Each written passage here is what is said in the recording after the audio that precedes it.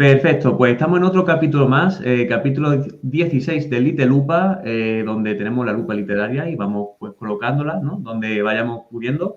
Y ya sabéis que a mí me gusta conocer pues lo que hay en Málaga y me gusta conocer pues lo que hay alrededor. ¿Qué pasa? Que si un malagueño se va a Alemania, pues la lupa habrá que echarla por ahí.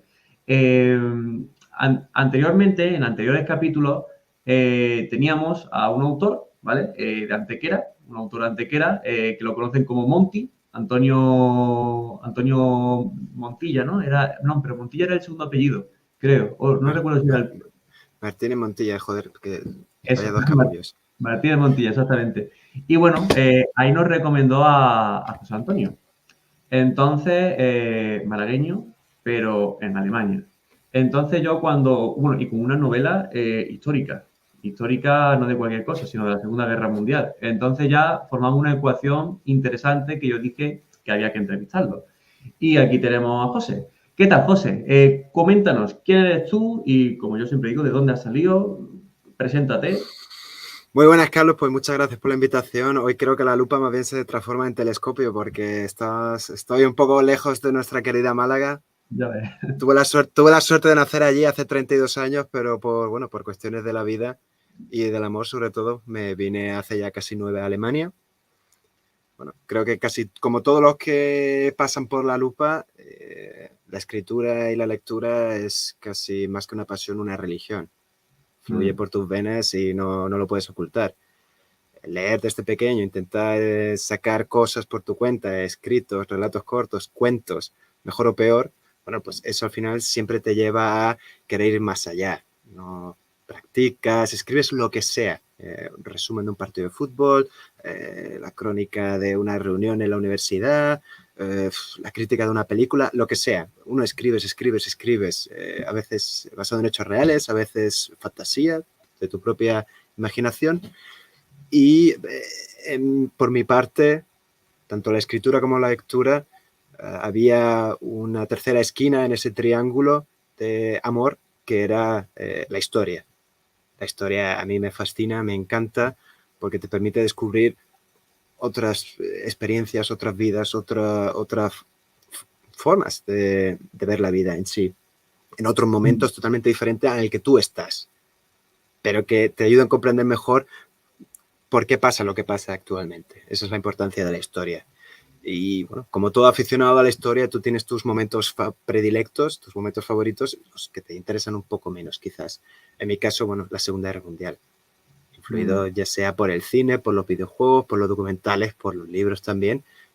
Para mí la Segunda Guerra Mundial es lo que yo siempre denomino mi zona de confort. La Segunda Guerra Mundial es algo que conozco desde hace muchos años, es algo que no me pongo la etiqueta de experto, sí de apasionado, y me siento cómodo en ella. Me gusta hablar de ella y suelo hablar con bastante seguridad en el sentido de que lo que desconozco, cuando hay alguien que entiende más que tú, callas, escuchas, aprendes y das las gracias. Pero cuando conozco, sé del tema, pues me aventuro a abrir la boca.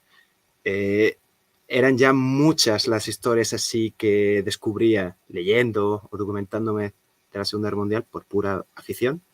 Que dije, oye, pues que te gustaba más contar entre familia, amigos, porque no era la típica charla didáctica sobre un movimiento táctico militar que realmente, salvo si eres si estás muy metido en el tema, a una persona normal eso no le interesa. Pero sí una anécdota curiosa, como por ejemplo la de un oso ayudando a un grupo de polacos a llevar obuses de un lado a otro mientras les están lanzando una descarga artillera. Cosas, wow. O el de una enfermera negra tratando a heridos durante el asedio de Bastoña, a soldados americanos que miraban con asco a la mujer que les estaba intentando salvar la vida porque, bueno, la segregación, el racismo era algo bastante habitual en aquel momento.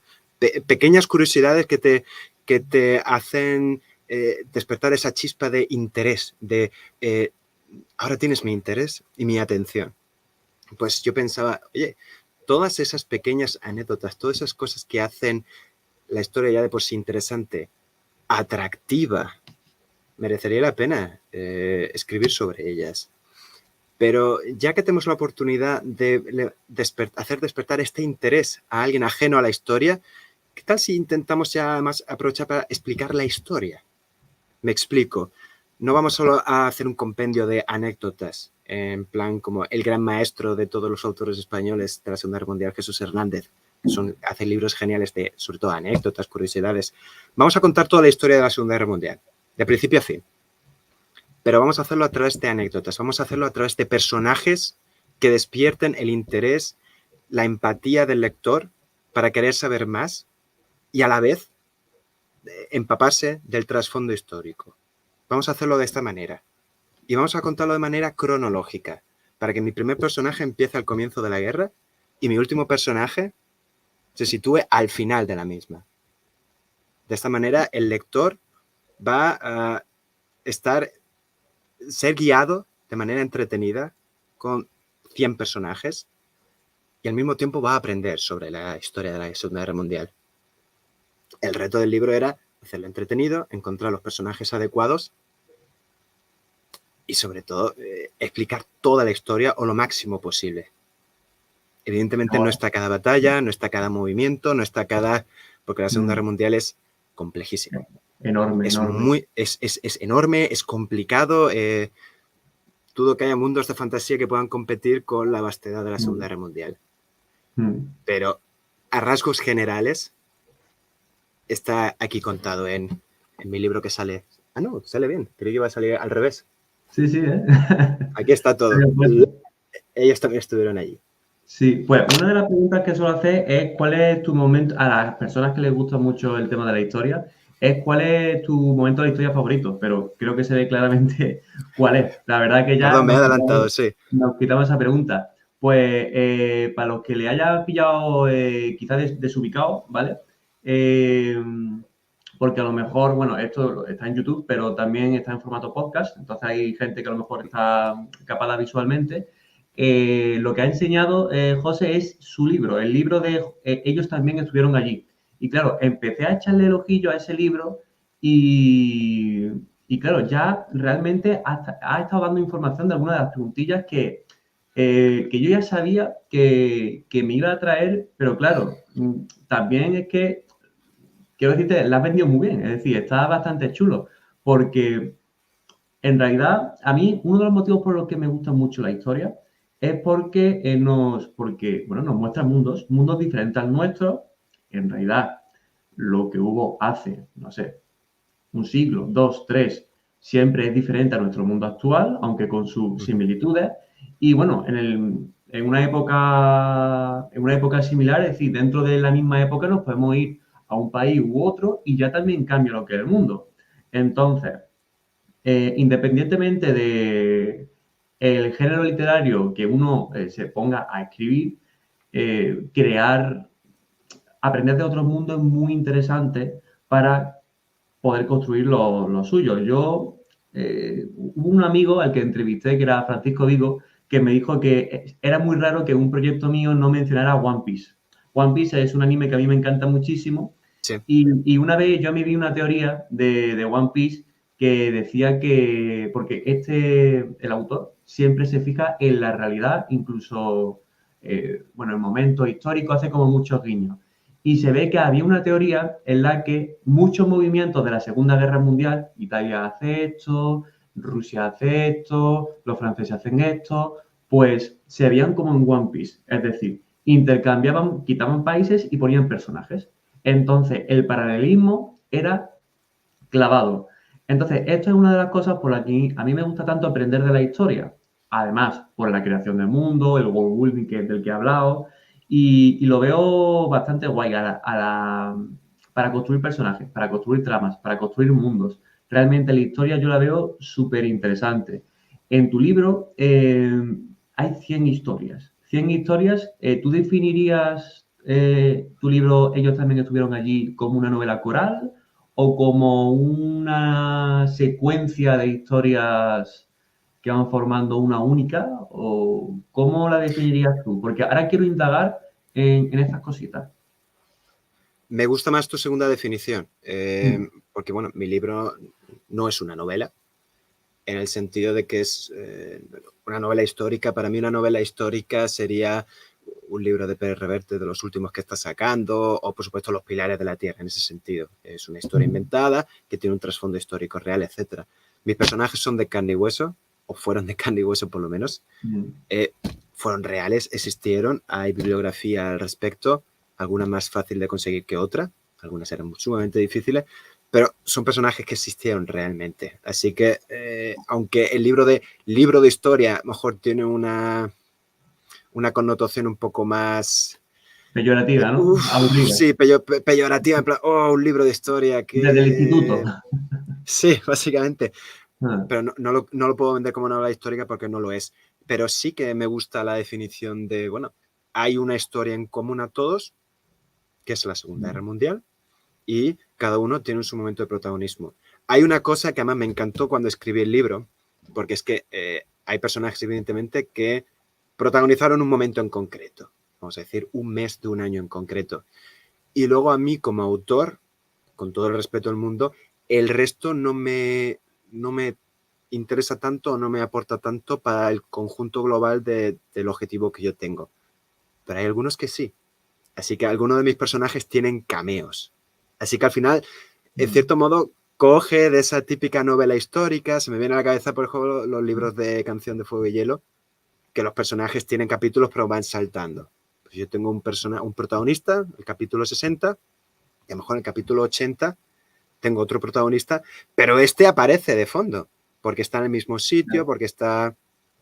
Eso está muy bien porque, claro, se ve que todo está entrelazado y que es como la vida misma, porque al final eso fue vida. Entonces, todo está conectado, todo fue fluyendo y no son cajones independientes, es que es un único cajón. Lo que pasa es que un cajón a veces coincide con otro, ya está. Pero todo forma parte del mismo mueble y eso me gusta bastante. Mira, voy a aprovechar para leer la descripción de una publicación que subiste en Instagram, porque me puso curiosidad antes y me encantó. Y claro, el escritor al final siempre quiere mantener la curiosidad del lector, más que nada para satisfacer esas preguntas, ¿no? Por eso ese primer capítulo es tan importante, porque ya te tiene que dejar incompleto, ¿no? Había una teoría que decía que desde el primer capítulo tienes que convencer a la persona. Una estrategia para convencerlo es que, conociendo al ser humano le gusta responder preguntas. Entonces, si la pregunta, y si no, se siente como incompleto, ¿no? Está como cojo, necesita la otra pierna, si no tiene una pierna en la pregunta y la otra pierna en la respuesta. Entonces, por eso hay que cazarlo en el primer capítulo. Había otro que decía, no cazarlo en el primer capítulo, sino en la primera página. No cazarlo en la primera página, sino en el primer párrafo. No cazarlo en el primer párrafo, sino en la primera línea. No cazarlo en la primera línea, sino en la primera palabra y ya vas tarde. Es decir, era algo así. Pues entonces, este era Ferran Varela quien lo dijo. Sin embargo, lo estaba combinando con lo que dijo Gabriela Campbell, creo que fue, sí, referenciando una teoría de eso, de que el ser humano necesita completar esa respuesta. Y eso es lo que podemos utilizar como escritores. Entonces, ¿por qué digo esto? Porque en esta publicación en la que yo voy a mencionar, lanzas un montonazo de preguntas. Es decir, dejas al lector muy cojo. Y eso es muy bueno, porque necesita satisfacer esa cojera. Es la de... Bueno, es una que subiste el 5 de junio, que es, bueno, sale aquí la portada, exactamente, los que estén en YouTube a lo mejor la pueden ver, y dicen, uno lee esto y creo que se vende la historia bastante bien. ¿Quién puso la bomba que no mató a Hitler por 13 minutos? ¿Cómo se llamaba el primer prisionero de guerra japonés hecho por los estadounidenses? ¿Cuántos días resistió realmente la casa de Pavlov en Stalingrado? ¿Qué fue de la Rosa de Tokio tras el conflicto? ¿Cómo fue descifrado Enigma? ¿Quién derribó el avión del almirante Yamamoto? La respuesta a estas preguntas y mucho, mucho, mucho más lo podéis encontrar en mi libro. Yo aquí, vale. Pero a mí lo que me gustó muchísimo son todas estas preguntas. Porque si una al final no te ha dado, te va a dar la otra. Es decir, son muchas preguntas, son como muchos tiros y al final me encantó. Y se ve que la historia es diversa. Se ve que la historia es diversa, que va a tratar muchas cosas y eso lo hace muy interesante. Todo a través de ese hilo conductor. Que comentaste antes que la selección de historias tú la hacías en base a un objetivo que tú tenías con la novela. Entonces, mi pregunta era, ¿cuál es ese objetivo? ¿Cuál es ese hilo conductor? Porque entiendo que historias sucesivas dentro de la Segunda Guerra Mundial se pueden contar muchas, pero ¿cuál es el enfoque que tú quisiste darle? ¿Cuál era el enfoque para, por qué cogiste todas esas preguntas para dar todas esas respuestas? ¿Cuál fue ese hilo conductor? Por partes. El objetivo final del libro era ni más ni menos que la divulgación la divulgación histórica, la Segunda Guerra Mundial. Todos conocemos la Segunda Guerra Mundial, todos hemos visto alguna película, algún videojuego o incluso la persona más ajena a este mundo. Pero conocimiento real de causa no hay mucho, o no tanto como creemos. Hay gente realmente interesada en el tema, hay gente que tiene un interés general, como puede tener sobre cualquier otro aspecto, y hay gente que no le interesa. Mi objetivo era llegar a todos esos. El objetivo final era contar la historia y hacerla interesante. ¿Cómo la hacía interesante? Alejándome de la estructura que han utilizado todos los autores que han escrito sobre la Segunda Guerra Mundial. Voy a contar toda la historia, o como un libro de historia. Voy a contar una unidad en concreto. Se me viene, por ejemplo, Hermanos de Sangre de Stefan Bros.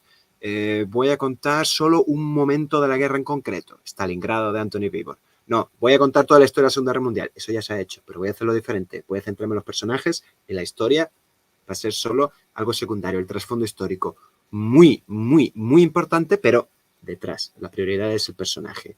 Pero al final, el objetivo final, respondiendo a tu pregunta, es contar la historia de la Segunda Guerra Mundial. Contarla de una manera que la próxima vez que tú, por lo que sea, en las noticias o en una película o llámalo X, se mencione Midway, tú ya recuerdes a través del personaje del que te hablo en este libro qué fue Midway, cuándo pasó, por qué fue tan importante, por qué se le considera el punto de inflexión en el Pacífico, esas pequeñas preguntas que puedes responder al momento. Porque como cuando has hecho un tour turístico en una ciudad, estás visitando una catedral y en ese revoltijo de datos e información que realmente no te interesa mucho, el guía turístico te cuenta la anécdota graciosa de turno de cuando el obispo tuvo una amante con la que limpiaba y etcétera, y tuvo varios niños bastardos y uno llegó a cardenal. Esa chorrada, ese salseo se te queda grabado en la memoria a fuego y no lo olvidas nunca más. Pues en ese sentido, hacer que a la persona se le quede grabado esa información en la medida de lo posible. Ese era el objetivo del libro.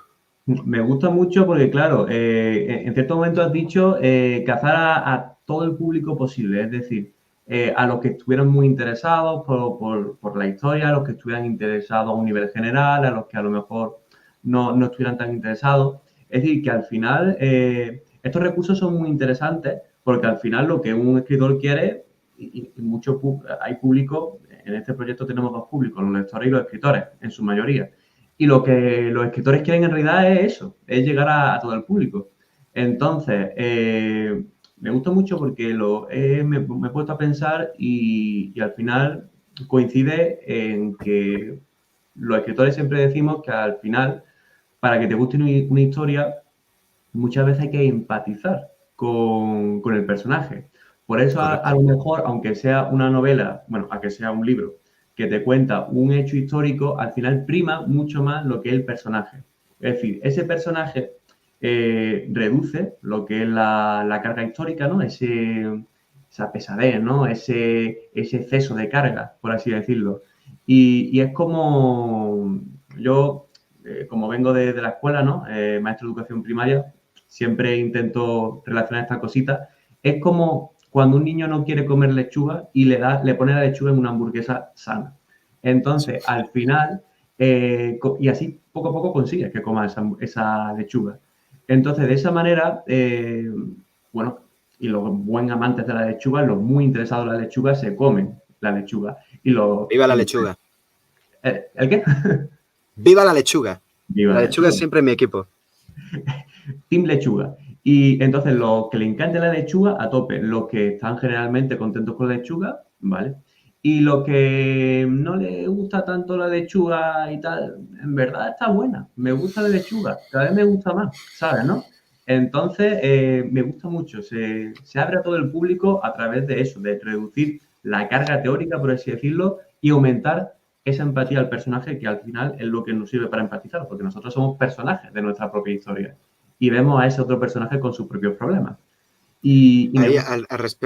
perdón, al respecto de eso, había un muy buen amigo también malagueño, Hugo Cañete, también es experto de historia bélica sobre todo. Él cuando está contando, hablando de un momento histórico en concreto, él suele decir, hay que ponerse las gafas de este momento. Quiere decir, tenemos que ver la historia con los ojos de esa persona. No podemos ser presentistas y reducir nuestra crítica moral actual a lo que pasó hace 80 años, 100 años, 1000 años.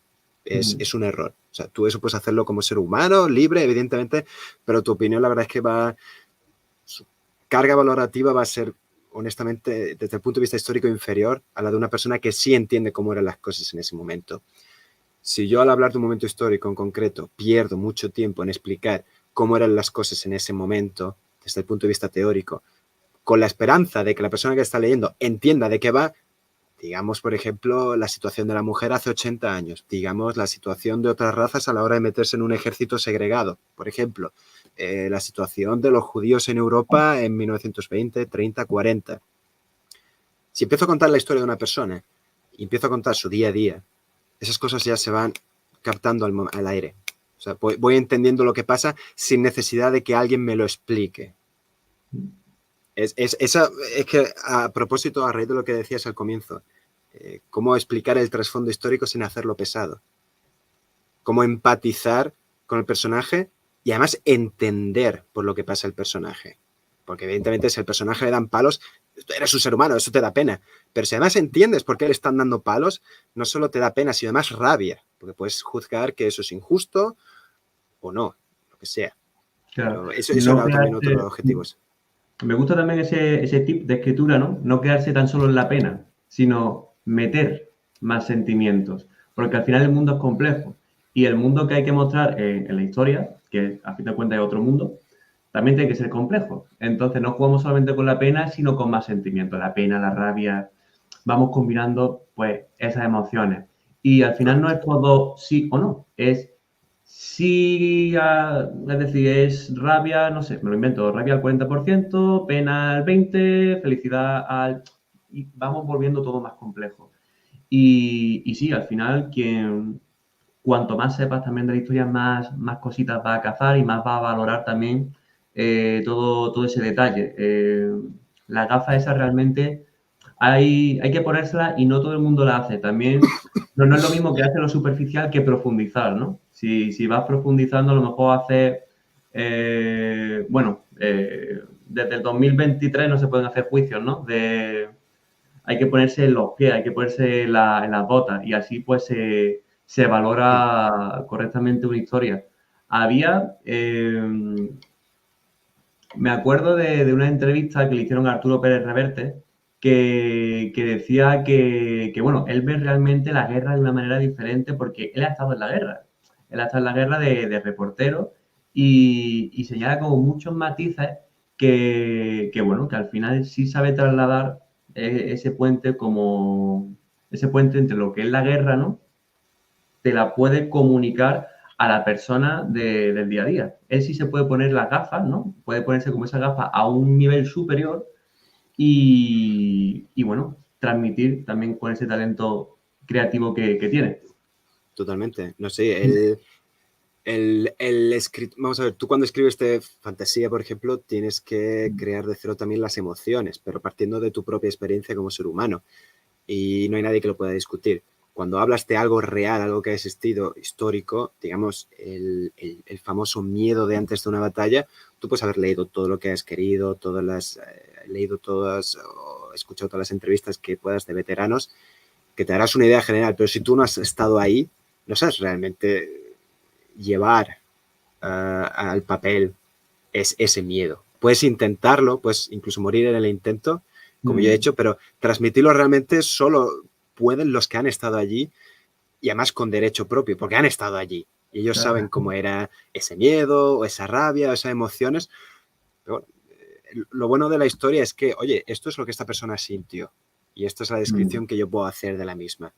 Y habrá alguno que diga que tenía miedo, había otro que estaba aburrido, que estaba cansado, había otro que estaba harto de llevar la misma ropa apestosa durante 10 días.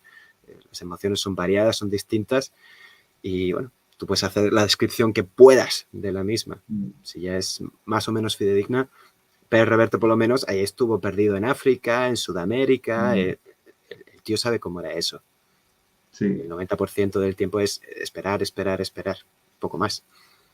Exactamente. Quería preguntarte rápidamente qué vías de documentación sueles utilizar, en este caso, pues para crear esta historia de la Segunda Guerra Mundial, que creo que también estás creando una de la Primera Guerra Mundial ahora, o ¿qué vías de comunicación, de documentación utilizas? Bueno, bibliografía sobre todo, cuanto más libros mejores. Esto es como una telaraña. Empiezas a leer sobre un tema y te empiezan a salir nombres, y te empiezan a salir libros, y te empiezan a salir recomendaciones, y empiezas a investigar sobre estas y te salen más y más y más. Yo he realizado como varias capas de investigación. He empezado sobre todo cuando quería buscar un nombre, era a través de libros o recurriendo a internet, básicamente. En cuanto encontraba un nombre y una historia, lo que hacía era profundizar lo máximo posible en ella, buscando siempre que fuera posible. Yo tengo un mayor sentimiento de seguridad cuando saco información de un libro publicado, etcétera. Cuanto más tocho, más aburrido, mejor, porque eso me da seguridad. Que, por ejemplo, un artículo de Wikipedia o un podcast, o yo he escuchado podcasts y vídeos de YouTube de gente experta, muy buena, que han cometido errores muy sangrantes. Incluso algunos primeros espadas como Anthony Beevor ha cometido errores en sus libros, pero bueno, para eso están las reescrituras y errores humanos. No era su intención, es simplemente lo que encontró. Toda la bibliografía posible, pero no quiero decir la inspiración, pero la primera capa de ese culmen de capas sería eso: películas, documentales, entrevistas, libros, y luego yendo específico a cada tema, ya sea por el personaje o por el trasfondo que investigaba. Sí, una de las preguntas, pasando ya a uno de los siguientes sectores, que es el de la editorial en la que está la novela, la de Ellos también estuvieron allí. Quiero hablar de lo que es la editorial, pero me viene muy bien lo que estamos hablando, de la documentación, porque hay una pregunta que es, presento editorial, es Maldragón, de origen malagueño, también como... Sí, para los que están en YouTube lo pueden ver, para los que están en podcast lo siento mucho. Maldragón. Es un dragón ahí todo chulo, el logo ese. El caso es que a mí me gusta la fantasía y me gusta la historia. Entonces, en algunas que otras novelas yo he metido como guiños históricos míos, ¿no? Cositas que yo he investigado y tal. Pero claro, a veces me quedo pensando, es posible, porque claro, a ver, la editorial al final tiene que cubrir un cupo de novelas mensuales o anuales, tiene que hacer una criba entre los manuscritos que le llegan. Y bueno, en realidad hay muchas novelas válidas que al final se quedan para atrás. Entonces, la preguntilla que yo siempre tengo a veces es, en esa competición de a ver qué novelas se quedan en un hueco u otro, ¿cómo sería posible que a lo mejor el tema histórico echara para atrás? Porque claro, entiendo que un editor tiene que saber si la novela histórica que le estás presentando está bien documentada, ¿no? Tiene todas esas cosas. Es decir, que al final cualquier escritor de histórica que se documente mal, en realidad se la podría colar a un editor. Es decir, a donde quiero yo llegar. ¿A ti te consta que utilizan a lo mejor las editoriales algún tipo de asesoramiento, de aseguramiento sobre si lo que van a publicar es realmente histórico o tal? Porque... Sí, sé por dónde vas. Claro, más que nada porque, claro, yo a veces me he planteado, ¿me conviene a mí meter la histórica? Porque a ver si a las editoriales a las que yo estoy intentando aspirar no tienen ese conocimiento, entonces tampoco se quieren pringar por si acaso y tal. Y yo creo que esto es una de las preguntas que suelen tener muchos. No sé, tú quizás tienes tan solo, bueno, tú conoces a Mandragón, pero no sé si conocerás a más editoriales, bueno, un poquito el barrito este. Vamos a ver, publicar cualquier cosa es complicado, evidentemente. Si partes de la fantasía o si partes de un mundo inventado, incluso de la novela histórica, pongamos Los Pilares de la Tierra, está un escalón de dificultad más por debajo que si publicas algo realmente de temática histórica, basado realmente en historia. Porque ahí hay bibliografía que hay que consultar y normalmente, a ver, hay dos tipos de editoriales. Estas especializadas en un tema, llámese fantasía, llámese historia, llámese ciencia ficción, que cuenta con editores que conocen el tema, que son por sí expertos, y luego están las editoriales, vamos a llamarlas generalistas, que publican de todo, distintos tipos de tema. Estas especializadas en historia, bueno, pues cuentan con expertos que se encargan de comprobar todo el libro, la bibliografía, lo que se puede publicar, lo que no, ya sea historiadores, ya sea incluso si es un tema así más moderno, por ejemplo, abogados que digan, oye, mira, si publicamos esto, lo mismo nos pueden meter una demanda. Si es un libro de denuncia de un partido, de político, de una empresa. En el caso de Maldragón, yo siempre estaba ahí para ofrecer toda la documentación. También quiero decir que no se me pidió. Yo tengo, si el libro son casi 800 páginas, 798 en concreto, casi 50 son de bibliografía, explicando de dónde sale cada cosa. En ese sentido, yo ahí estoy bastante seguro de que puedo, todo lo que se me dice ahí, salvo que sea un error sano, que explico al principio del libro, se subsanará en futuras ediciones, tengo la seguridad de que todo lo que he escrito es correcto. Porque aquí opinión realmente, juicios de opinión míos habrá 2 o 3, pero por lo menos cosas en concretas. El resto está todo comprobado. Y lo que no, cuando las fuentes se contradecían, lo que he hecho es citar ambas fuentes, ambas posiciones. Hay una corriente de opinión, que dice, una corriente histórica que dice esto y otra corriente que dice lo contrario. Es habitual incluso que se contradigan. Sí, por desgracia sí. Cuando empiezas a consultar lo que es la bibliografía soviética, la antigua soviética, ríete, porque ahí tienes que separar propaganda y tienes que separar la versión que llegó a Occidente y que quisimos juzgar y cambiar. O sea, es un pifostio esa parte. Pero lo que hago es dejarlo así. Mi experiencia, no te puedo responder realmente bien a eso, pero sí que sé que hay editoriales que están con gente experta que tienen mucho cuidado en ese tema. Pasa, si se viene un primer espada con el libro, tiene ahí un equipo de 20 personas que han estado ahí trabajando y documentándose para que él pueda escribir en paz y tranquilidad. Eso está más que corroborado y comprobado. Si llega un don nadie como yo con mi libro, pues sí, a lo mejor alguien que ha hecho un primer vistazo al manuscrito, que diga, oye, pues esto está seguro, ¿dónde sacó esta fuente? Tal y cual. Y si nos convence, pues seguimos adelante. Y habrá otra gente, otra editorial que confíe ciegamente en lo que has hecho y que juzgue sobre todo la calidad literaria y dé un voto de confianza a lo que has escrito y aportado con tu bibliografía. Esto último es lo que me pasó a mí con Maldragón. A mí se me juzgó el tema artístico y luego, desde el punto de vista histórico, aquí no hay nada polémico ni nada que vaya a hacer explotar a nadie la cabeza. Hay un par de teorías así de la Segunda Guerra Mundial que discuto un poco, pero aparte de eso es un libro bastante modosito. Así Sí, no, porque no a hay fin de problema. cuentas son como 100 curiosidades, ¿no? 100 historias. Son 100 personajes. Cada capítulo es un personaje. Hay capítulos que a lo mejor meto 2, meto 4. Los hay más cortos, los hay más largos. Y eso, y es el trasfondo histórico y la historia del personaje en ese momento que abarco de trasfondo histórico. Coméntanos, ya que estamos un poquillo cosillas sobre la editorial Maldragón, es decir, en qué se especializa o no sé, cómo funciona, ya que tú estás pues como autor dentro de ahí y es una editorial malagueña, pues me interesa un poquillo la editorial. ¿Qué nos puedes comentar de Maldragón? Maldragón es una editorial malagueña, es una familia en realidad, es muy joven, empezó su andadura a principios de 2021 y está sobre todo especializada en fantasía, en mucho el tema artístico, hay cómics, pero también mucha, ¿cómo decirlo? Una novela gráfica, mucho libro con ilustración. El punto de vista artístico, plástico está ahí presente, pero luego también hay unas cuantas novelas, hay unas cortas, más de fantasía, un poco de ciencia ficción. Y de lo que viene siendo histórica, hay, no recuerdo el nombre, hay un libro que lo mismo te interesaría, de un autor malagueño que ha escrito, creo que era sobre el puerto de Málaga. Ah, pues mira, sí. Pues mira, sí, y sí. yo con este libro. Y la verdad es que la editorial tiene algo muy interesante. Yo tampoco soy experto en otras editoriales, pero sí que sé que esto tiene un modus operandi un poco distinto al normal.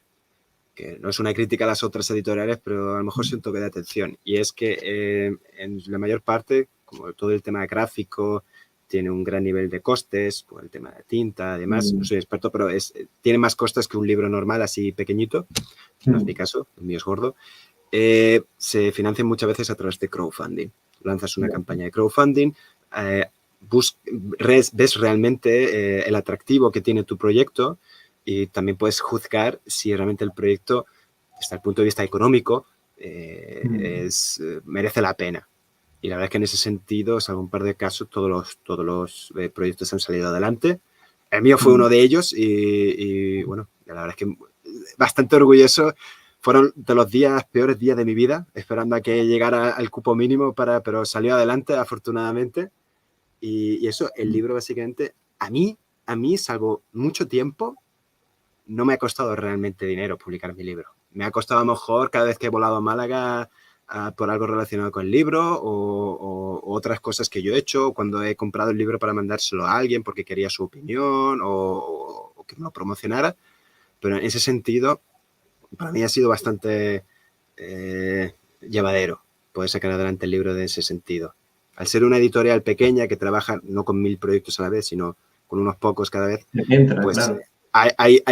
estás más centrado en el libro, tú también tienes bastante libertad en el sentido, mira, todo lo que ves aquí, salvo a lo mejor algún detalle técnico que yo, ajeno a este mundo, no pudiera realmente dar una opinión, todo esto fue decisión mía. La portada es decisión mía, el tipo de escritura, que si está rojo, que si aquí, que tal cual, cómo está así maquetado, todo eso, las imágenes, todo esto fue decisión mía como autor.